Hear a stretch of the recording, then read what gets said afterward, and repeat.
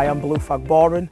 I'm a former professional rugby league player. I played at Huddersfield Giants, where I came through the academy, played a handful of Super League games there, and then went on to play for Rochdale twice, Sheffield Eagles and Batley.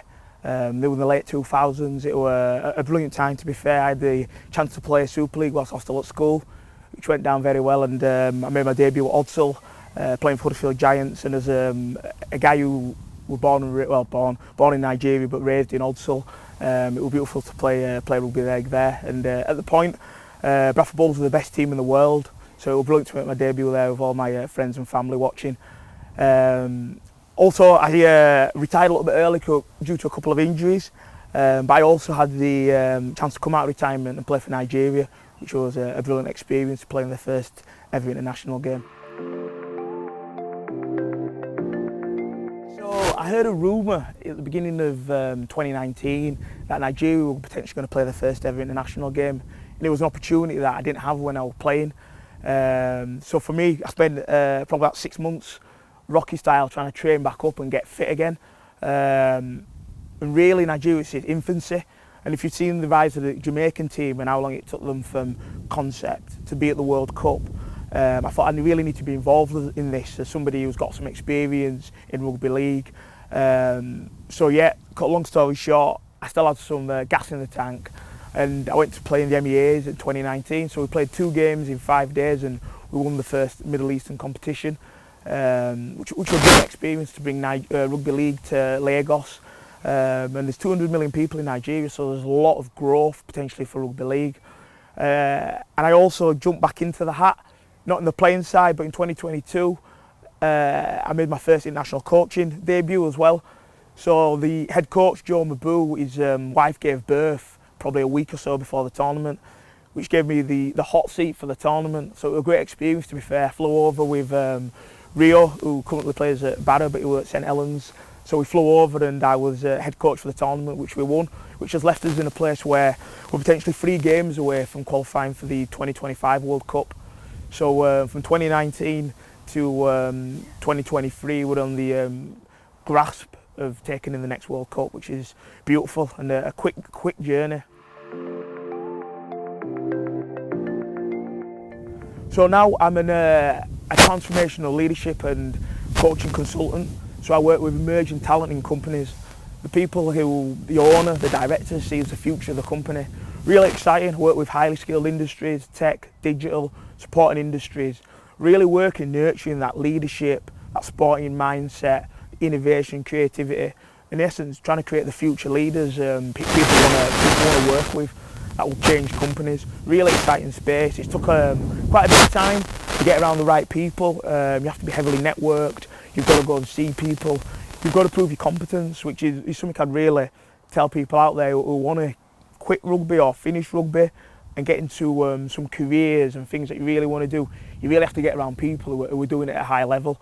So I spent quite a lot of time looking at what excellent looks like, just like you would do in rugby league when you were looking at who the best kickers were, who the best catchers were, just looking around and trying to find what the best fit for me was.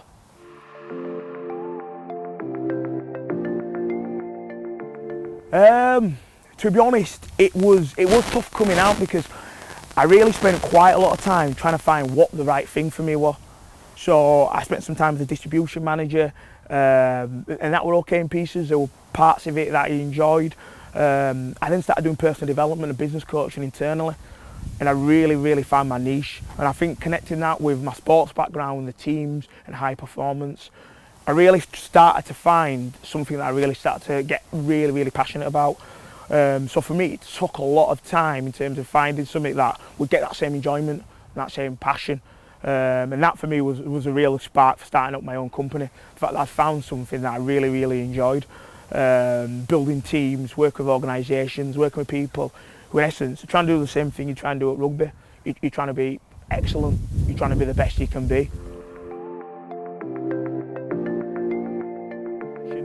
I just really think rugby league cares are in a really great opportunity to help those who are transitioning, and just making sure that they've got a full buffet, a buffet even, of options, that they know that they can go out there and do this job or create and start a business. So in terms of speaking to rugby league cares and talking to them, I think I'm really interested in the fact that They're really trying to give rugby players a full breadth of opportunities. If a rugby player wants to finish the game and become a barber, they're supporting them on that. If they want to start a business, supporting them on that. So I really believe that rugby league players, post-careers, they've got such really transferable skills, like the courage, the discipline, being able to work for 10, 12 months for one stated purpose. So many of them skills transition into business, and for me, I'm really interested in seeing rugby league players get everywhere, spread their network, and really try and find something post-career that gives them that passion and that burst. Yeah, so we're at East Bailey Community Sports Association, the home of Birkinshaw Blue Dogs. A rugby team some people will know about, some won't. Recent times we've, I think the most recent graduate who's played at a high level, George Flanagan at Bradford, came from this club. And it's on a really good journey. We're at the final stages of a pitch transformation bid, where we're going to have a 4G here, which will absolutely transform the availability of a really quality playing surface. So I joined up with the trust, EBSCA, behind East Bailey, to really just try and transform what's happening down here. I recently started our girls team, so I think there were 2 or 3 girls playing at the club. We've now got around 50, which were part really just making this place a real heart of the community. And there's loads of ambitious plans down here. I think we've now got 2 teams in the open age, which has been a while since they've had that. And as I live about a mile away here, I brought on myself to try and help solve the problems in the local area. And I think it's really important that I give a little bit back, because rugby league has given me a lot. So for me, this pitch was within a mile of my house. So I really just looked at what things I can help and what problems I can help solve. And for me, rugby league solves a lot of problems in the local area. So just encouraging people to take up the game and get involved. So it's been fantastic, and hopefully within a year we'll have spades in the ground and we'll have some great facilities here.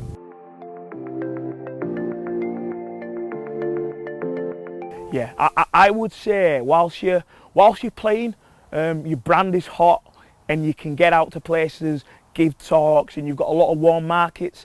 I'd go out there and spend time with people, find out what looks good to you.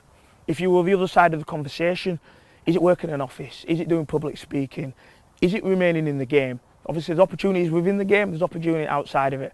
So one thing I'm really encouraging people as they come towards the back end of their careers is get out there, speak to rugby league cares, also engage with rugby league cares and the network they have, the contacts they have within that, to put people in different places. Try and understand what your fit would be. If you've got to spend a day working, what would a good day at work look like for you? So you make that transition in a really smooth way, and you look at all the gifts you've got. So most people will have gifts that, in essence, because you're playing rugby, you might not need to use, but that could be the fact that you're very hands-on. It could be the fact that you're a great talker. It could be the fact that you're great with people. So just trying to look at what that looks like. Is there opportunities out there that you think you should grab hold of or experiment a little bit? I know there were some players I'd heard that during their careers, they spent a day whilst they had the off-season in a company trying to work out what was happening, what's a good fit for me. Can I see myself as a marketing or a salesperson? So for me, really get your toe wet, dip your toe into a couple of things and just find out what the right fit for you were. So post-career, I've spent a lot of time just working out exactly where I want to be, what I want to do with my business, who I want to be talking and engaging with. And at the same point, I've invested in a couple of other businesses. I've always had a passion for logistics and transport. So I recently started a same-day courier company. And again, something I was passionate about, something that I thought, you know what it is, I can employ people. So in the first month, we've set 6 or 7 people on. So again, I was really passionate about getting people employed. So I think we took 4 or 5 people off the job centre. And again, I thought, I've always believed that entrepreneurship, job creation, it's beautiful. So that's something again I've invested my energy and time into.